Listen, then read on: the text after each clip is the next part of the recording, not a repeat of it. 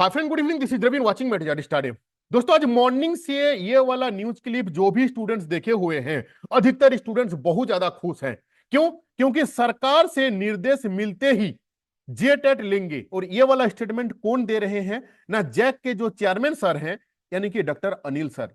Doctor Anil sir अपने जगह पे 100% सही हैं, लेकिन जो सबसे बड़ा चैलेंजेबल जो जॉब है वो ये है कि सरकार के तरफ से निर्देश आना, यानी कि जो कैबिनेट पे मुहर लगने वाला है संशोधित नियमावली के ऊपर में, वो कैसे लगेगा इसके ऊपर में आपको वर्कआउट करना है, यानी कि इसको लेके आपको सोचना चाहिए। तो आज इस सेशन पे मैं डिस्कस करने वाला हूं कि इसको लेके हम लोग क्या कर सकते हैं। रिक्वेस्ट है कि इस सेशन को स्टार्टिंग से लेके लास्ट तक जरूर देखिएगा। ए टू जेड स्टडी डे 1 से जेटेड एग्जाम हो, इसको लेके ग्राउंड लेवल पे हम हमेशा स्टूडेंट्स के साथ में हैं। अधिकतर स्टूडेंट्स आप लोग जानते होंगे कि एमएलए लेवल से, देखो एमएलए क्या होते हैं ना, कि हम लोगों का ग्राउंड लेवल के सबसे पावरफुल इंसान वही है जिनके द्वारा टॉप लेवल मैनेजमेंट के पास में जाया जाता है। यहां पे हम लोग जाके ज्ञापन दिए हुए थे। जिस दिन मैंने सीएम सर और शिक्षा मंत्री जी से भेंट करने के लिए जाने वाला था, उससे लास्ट नाइट मैं अपना एमएलए साहब से डिस्कस किया कि अगर मुझे कोई भी इशू होगा तो आपका मैं हेल्प लेने वाला हूं। जिस दिन मैंने रांची गया हुआ था, शिक्षा मंत्री जी के आवास से आप देख सकते हो ये। लेकिन दुख का बात क्या है, ये चीज मैं बता रहा हूं। देखो, ये है सीएम ऑफिस जहां पे हम लोग जाके ज्ञापन भी दिए हुए थे। लेकिन दुख का बात यह है कि एक भी सिंगल स्टूडेंट मेरे साथ नहीं आए हुए थे। एक अजय सर आए हुए थे, जिसको मैं दिल से सैल्यूट करता हूं। अरुण भाई, जो कि मुझे डे 1 से मतलब आई मीन सपोर्ट किए हुए हैं। यही दो टीचर छोड़ के कोई एक सिंगल स्टूडेंट्स आके हम लोगों के साथ में खड़े नहीं थे।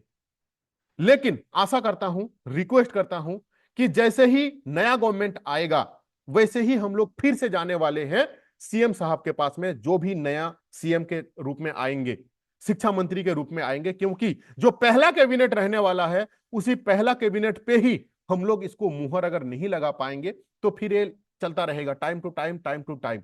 हम लोगों का कोशिश ये रहेगा कि जो पहला कैबिनेट रहेगा उसी पे मुहर लगाएं। अब ये पहला कैबिनेट में मुहर लगाने के लिए आप लोगों को अभी से काम करना होगा। अभी से इसमें आप क्या काम कर सकते हो? देखो, जो भी प्रतिनिधि, मैं किसी के पक्ष में नहीं हूं कि जेएमएम जीते चाहे आपका बीजेपी जीते, ठीक है ना। जो आने वाला है वो तो आपको रियल टाइम में पता चलने वाला है। आपके एरिया पे, आपके गांव में, आपके शहर पे, चाहे कांग्रेस हो, चाहे जेएमएम हो, चाहे आपका बीजेपी हो, चाहे कोई भी प्रतिनिधि जो आके आपको बोलते हैं कि ये दो, आई मीन वोट दो, उन सारे प्रतिनिधि को यह मैटर नहीं करता है कि वो किस पक्ष में है, क्योंकि कौन जीतेगा वो कोई नहीं बोल सकता है। अगर बीजेपी आपके एरिया में आ रहा है तो बीजेपी को दो ज्ञापन, जेएमएम आ रहा है तो जेएमएम को दो। जो भी सपोर्टिव पार्टी आपके एरिया में आ रहे हैं, मेरा बात को ना थोड़ा सा दिल और दिमाग से सोचिए, सुनिएगा। क्योंकि आपको मैं रांची आने के लिए भी नहीं बोल रहा हूं। आपके गांव में, आपके एरिया में जो भी आदमी आ रहे हैं, जो एमएलए के रूप में वहां पे खड़े हैं, मेरे बहरागोरा में मैं ऑलरेडी बात कर चुका हूं। मेरे यहाँ पे जो भी खड़े हुए हैं जेएमएम के, आपका बीजेपी के तरफ से वेरी रिसेंटली आए हुए थे यहाँ पे गोस्वामी सर ने, मैं उनको समझा चुका हूं पूरा डिटेल्स में। क्योंकि कल के तारीख में चाहे जेएमएम जीते चाहे बीजेपी जीते, दोनों में से कोई एक जीतेगा, ठीक है। अब अगर आप दोनों पार्टी को ज्ञापन देके रखोगे तो उस पर्टिकुलर जो जीतेंगे आपके एरिया में, वो जैसे ही जीतेंगे, जैसे ही वो शपथ ग्रहण करेंगे, आप उनके पास फिर जाओगे रिमाइंडर देने के लिए कि आपके समय पे तो मैं आपके साथ खड़ा था, लेकिन अब आपका काम है कि मेरा ये जो इशू है इसको लेकर आप डायरेक्ट सीएम से बात कीजिए कि पहला जो कैबिनेट बैठक होने वाला है, उस कैबिनेट बैठक पे हम लोगों का जो मुद्दा है, यानी कि नियमावली है, उन लोगों को समझाइएगा। मैं समझाया हूं कि भाई ये कोई रिक्रूटमेंट नहीं है जिसमें गवर्नमेंट को दिमाग लगाना है। ये ओनली पात्रता परीक्षा है जिसमें सरकार तो इसके बेस पे नौकरी देने वाला है नहीं। तो इसी में इसको पास कराना बहुत बड़ा डील जो है वो है नहीं। लेकिन हालांकि मेरा बहुत ज्यादा होप था कि इसमें कैबिनेट में मुहर लग जाता, लेकिन पता नहीं सीएम सर का दिमाग पे क्या था, है ना। अल्टीमेटली हम लोगों को होपलेस मिला हुआ है, बहुत बड़ा दुख का कारण है। मतलब बहुत क्या बोल सकते हो, मेरे पास कोई वर्ड नहीं है। मैं पब्लिक डोमेन पे बात कर रहा हूं, इसलिए कोई भी अपशब्द यूज करना नहीं चाहिए, ना मैं करना चाहता हूं। जो हो चुका है वो तो बहुत बड़ा पश्चाताप है। लेकिन जो आने वाले, जो भी सरकार को आप वोट दीजिएगा, सोच समझ के दिल से वोट दीजिएगा जरूर, जो कि आपका जिंदगी के साथ खिलवाड़ ना हो पाए। एटलीस्ट आप जो बीएड के जो भी टीचर ट्रेनिंग किए हुए स्टूडेंट हैं, एटलीस्ट अपना जो आने वाले हाई स्कूल का वैकेंसी, लास्ट 2016 के बाद में अभी तक कोई हाई स्कूल का रिक्रूटमेंट नहीं हुआ है। जो भी ज्ञापन आप दोगे, मैं ऑलरेडी, मेरा दोनों जेएमएम एंड बीजेपी के दोनों जो भी यहाँ पे जो खड़े रहने वाले हैं मेरा बहरा गोरा में, मैं दोनों से मैं बात कर चुका हूं वेरी रिसेंटली। घाटशिला के जो मतलब कैंडिडेट हैं उनसे मैं मीट करने जा रहा हूं। हाई स्कूल का वैकेंसी एंड जो जेटेट का जो वैकेंसी है, ये दोनों वैकेंसी बहुत ज्यादा टॉप प्रायोरिटी के अंदर पे है कि इसको पहला ही कैबिनेट में इसको जेटेट को पास किया जाए एंड जो भी डिस्कशन रहता है उन लोगों का हाई स्कूल का रिक्रूटमेंट लाया जाए। कहने का मतलब है, मैं आपको बिल्कुल भी नहीं बोल रहा हूं कि आप किसको वोट दो, क्योंकि वोट जो है ना, ये आपका दिल का चीज है। खुद स्वतंत्र हो आप किसको देने के लिए, based on your previous experience. आपके साथ में जो भी पिछला घटना घटा हुआ है उसको बेस बनाते हुए आप वोट दोगे। जिसको भी वोट दोगे अभी से दोनों को समझा के रखो कि भाई पहला ही कैबिनेट में आना चाहिए।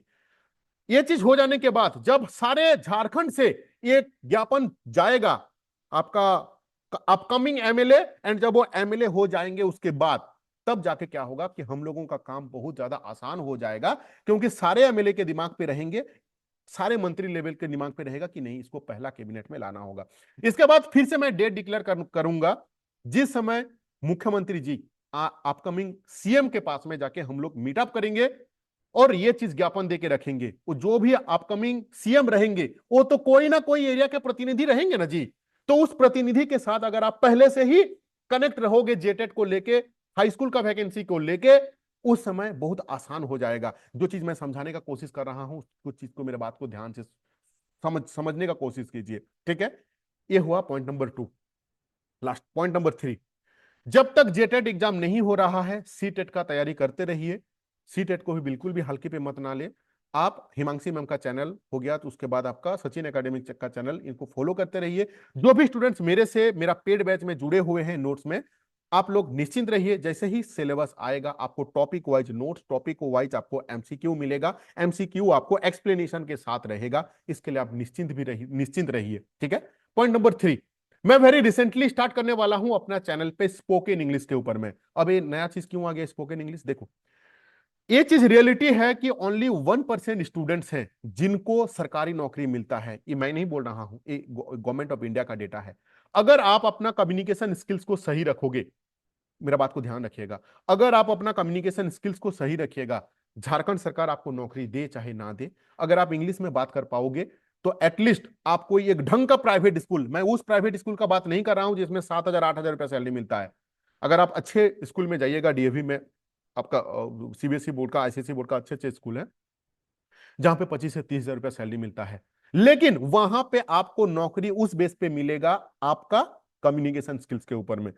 क्योंकि झारखंड में मोर देन 5 लाख स्टूडेंट हैं जो कि ऑलरेडी टीचर ट्रेनिंग करके रखे हुए हैं।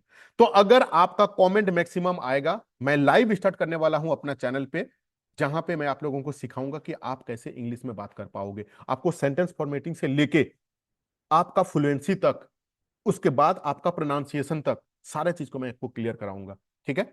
नीचे डिस्क्रिप्शन बॉक्स में एक व्हाट्सएप ग्रुप का मैं लिंक भी दिया हूं, उस लिंक पे आपके जाके जरूर ऐड हो जाइएगा, चाहे आप जेटेट के लिए हो चाहे आप स्पोकन इंग्लिश के लिए हो, दोनों उसी ग्रुप में आप जाके ऐड हो जाइएगा। Thank you to watching this video. जो जो पॉइंट को मैं बताया हूं, अगर मैं गलत हूं कमेंट जरूर करना, अगर मैं सही बताया हूं तो फिर भी कमेंट करना। एक कमेंट में और एक लाइक में ना आपका पैसा जाता है ना मुझे पैसा मिलता है, लेकिन अब बोलते हो कि फिर कमेंट और लाइक की बात क्यों करते हो, मैं इसीलिए बोलता हूं, इससे यह पता चलता है कि मैं जो चीज बोल रहा हूं वो चीज आप कितना सपोर्ट करते हो उस बात के ऊपर में। Thank you to watching this video.